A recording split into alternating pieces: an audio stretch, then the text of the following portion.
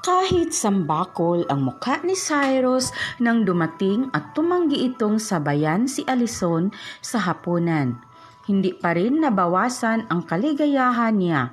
She was celebrating for two reasons. Una ay nanganak na si Glenn at ang ikalawa ay nadiscover niyang nagdadalang tao siya. Nagbunga ang Palawan honeymoon nila ni Cyrus. Ipikinatago-tago niya ang home pregnancy test kit sa kanyang drawer. Bukas ay pupunta siya sa OB-GYN at magpapatingin. Kapag negative ang naging resulta ng prog test niya, ididimanda niya ang kampanyang nagmanufacture ng home pregnancy test kit na iyon.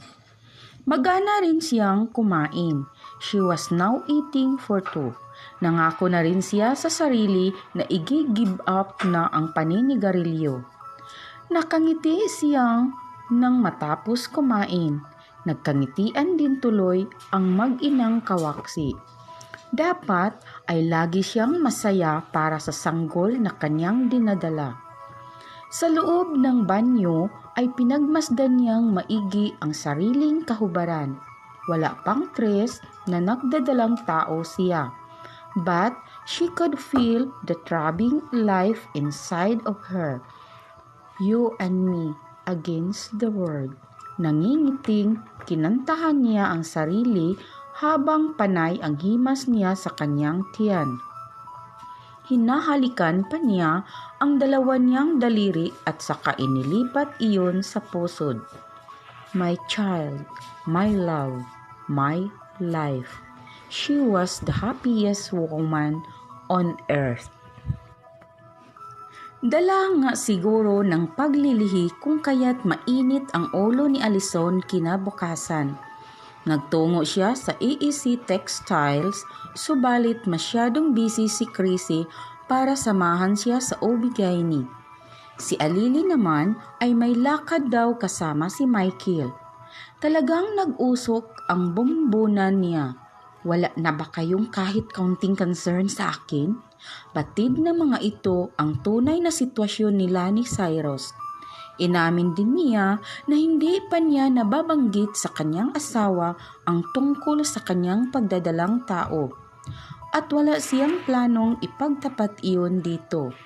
Hindi niya gustong itali ito sa isang relasyon na kasing miserably nang sa kanila dahil lang sa anak nila. Hindi naman niya planong ipagkait dito ang karapatan nito bilang ama. Pero bago nito malaman ang tungkol sa dinadala niya, makikipaghiwalay na muna siya rito. Ang plano niya ay dumiretso na sa abogado para makipag-usap tungkol sa pag-file ng legal separation. I'm really sorry, Ali, sabi ni Alili sa telepono. Pero importante ang lakad namin ni Mike. Kung gusto mo, papasamahan kita kay kuya. Nandito lang siya sa bahay. Nababato. He'll drive you. Wala siyang choice kung di pumayag. Kahit medyo nahihiya siya sa lalaki. Mandiligaw niya ito dati. Hindi ba nakakatawa na ito ang isasama niya sa OB-GYN at sa abogadong hahawak sa legal separation annulment case nila ni Cyrus? Hinintay na lang niya si Brett sa shop. Hindi naman siya naghintay ng matagal dahil malapit lang naman ang bahay ng mga ito roon.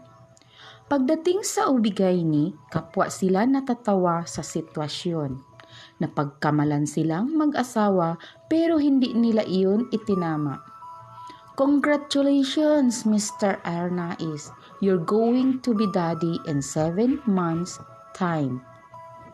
Lord willing, nakipagkamay sa doktor si Brett. Amused sa pangyayari. Pagkatapos niyon ay sa abogadong kaibigan ng daddy nito sila dumiretso. May briefing na naganap sa pagitan nila ni Attorney Gonzalo. Pagkatapos ay ang palitan ng calling cards, it pained her to talk about leaving Cyrus to a practical stranger. Pero Iniisip na lang niya na para na rin iyon sa kanyang asawa. Soon to be ex.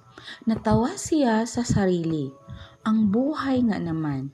Pagkatapos niyon ay inihatid na siya ni Brett sa bahay. Mahigpit ang pagkakahawak ni Cyrus sa manibela ng kotse. Ngali-ngali na niyang pasibarin iyon at nang makarating na siya agad sa bahay. Nadatnan niyang balot na balot pa rin ang kotse ni Allison sa garahe.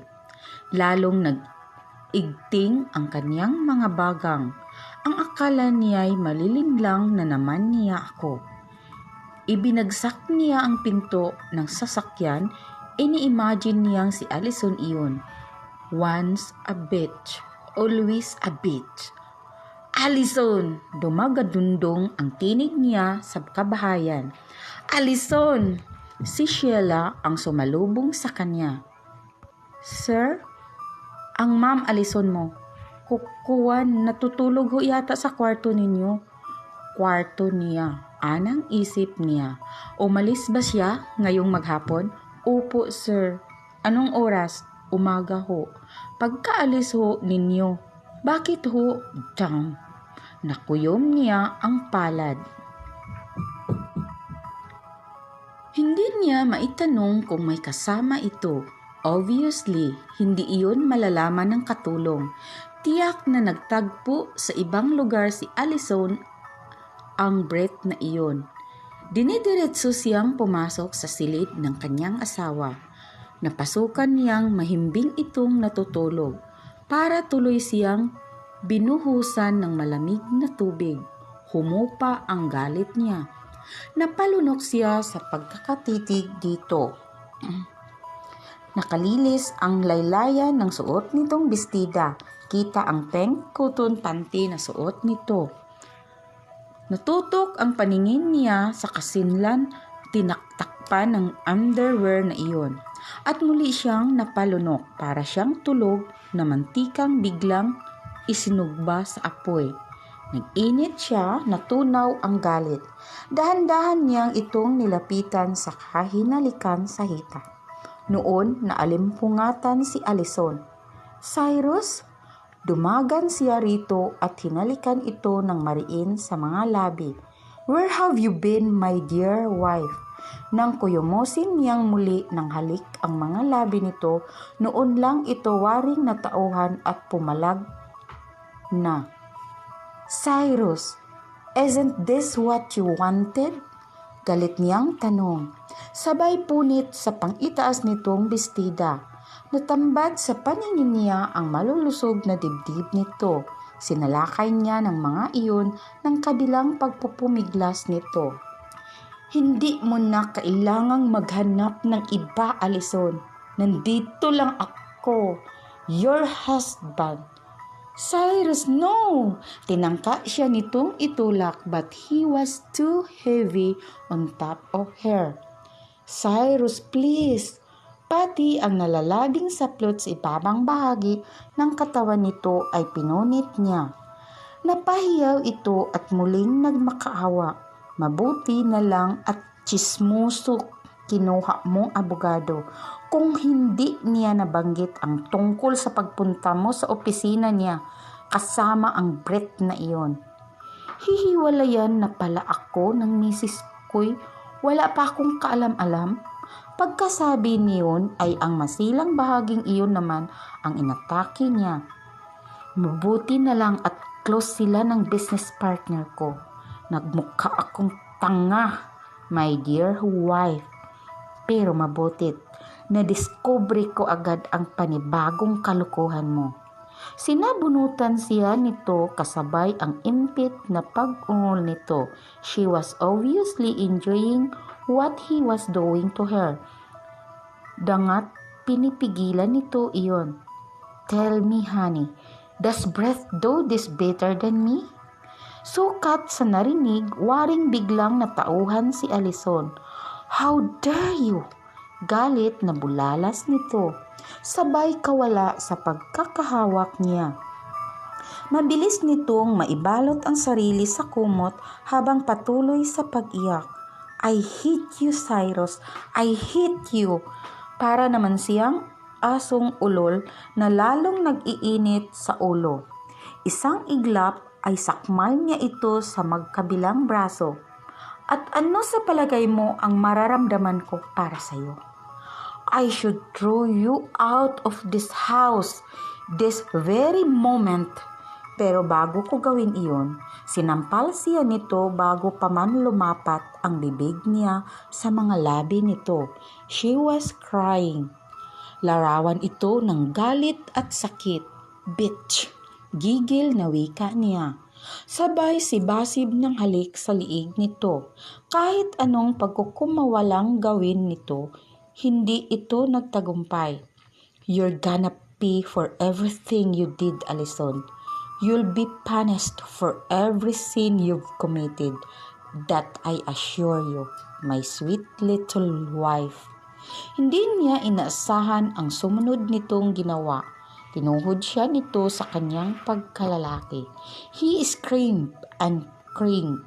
You bitch, sabi niya habang namimilipit sa sakit.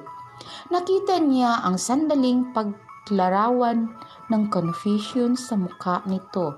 Tila nais siya nitong lapitan, ngunit nais din nitong makalayo agad sa kanya. Cyrus, I'm so sorry. Mahinang wika nito bago lumabas ng silid. Allison!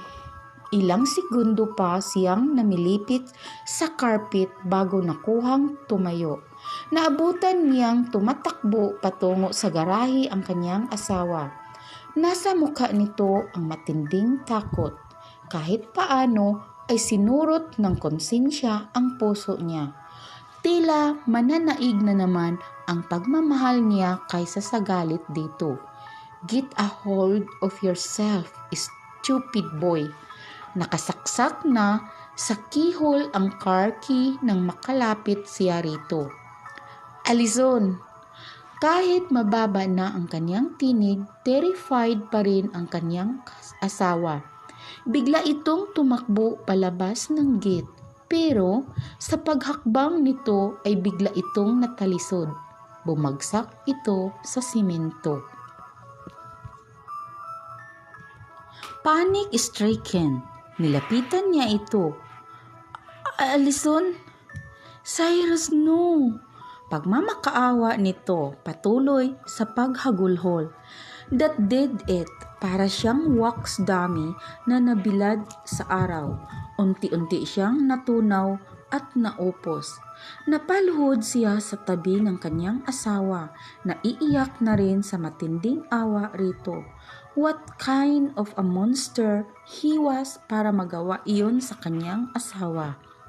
Cyrus, I'm so sorry for everything. Tila hirap na bigkas nito. Hindi maipinta ang mukha nito, waring may iniindang matinding kirot. Allison? He held her hands only to be shocked that they were so cold. Mahigpit ang pagkakahawak nito sa kanya. Then he saw the blood. Ali? Cyrus, take me to the hospital. Nahihirapang anas nito. Our baby, we can't lose our baby. Para siyang pinagsakluban ng langit at lupa sa narinig.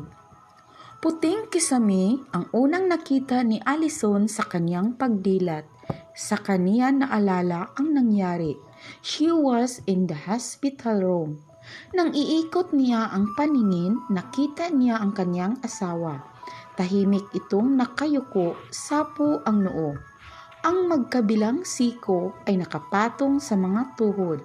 He was a picture of loss, of confusion, of grief, of remorse. Tila may bumara sa kanyang lalamunan. Naiiyak na naman siya. Pagkaalala niya sa dinadala niya sa kanyang sinapupunan. Napahawak siya sa kanyang tiyan. My baby. Umiiyak na sabi niya. Nang mag-angat ng mukha si Cyrus, she saw that he too was crying. Cyrus, what happened to our baby? Dali-dali siya nitong nilapitan, pero tila nangimi itong hawakan siya. I don't deserve to even touch you. Mahinang tura nito. Nagunahan ang mga luha sa mga mata nito. Ali, I'm so sorry. I didn't know. Cyrus, my baby. Putol niya, almost in panic na. What happened to my baby? He tried to smile. It's fine. We didn't lose it. Parang gusto niyang magtatalon sa kaligayahan at matinding relief. Hinimas-himas niya ang sariling tiyan. Kung maaari nga lamang niyang abutin iyon at halikan. Pinagmasdan siya ng kanyang asawa. Nasaan niyo pa rin nito ang matinding pagsisisi? You've been asleep 4 hours. Nakangiting bagamat nag-aatubiling wika nito. I'm just so glad you're awake now. Ngumiti lang siya. She too was glad to be awake sapagkat sa unang pagkakataon, pagkatapos ng mahabang panahon ay ito ang nasilayan niya sa kanyang paggising. Ali, I'm so sorry. Hindi siya sumagot. She could not find her voice. Tila may malaking tipak ng kung ano na bumara sa kanyang lalamunan. Napaiyak na lamang siya. Muli siyang pumikit. She was too happy just to be alive with her baby. And this man she loved more than life itself. Hanggang sa nakatulog siya sa pagkakapikit na iyon. Matuloy pa kaya ang annulment nila ni Cyrus at Allison ngayong alam na ng lalaki na buntis nga pala ang kanyang asawa? Mga ka-lovely, hintayin niyo po ang susunod na kabanata sa kwentong ito na magpapaantig sa inyong mga puso. At huwag kalimutang mag-like, share, comment sa ating video. At kung bago ka pa lang sa channel na ito, huwag kalimutang mag-subscribe at pakiclick ng bell para ma-notify kayo sa mga bago nating upload. At sa mga nais magpadala ng mga sariling kwento, pwede ninyo itong ipadala sa aking email linlove7@gmail.com o di kaya sa aking FB Lovely ko. Maraming salamat sa inyong pakikinig. Hanggang sa muli, ito ang inyong Ate Lovely. God bless and more power.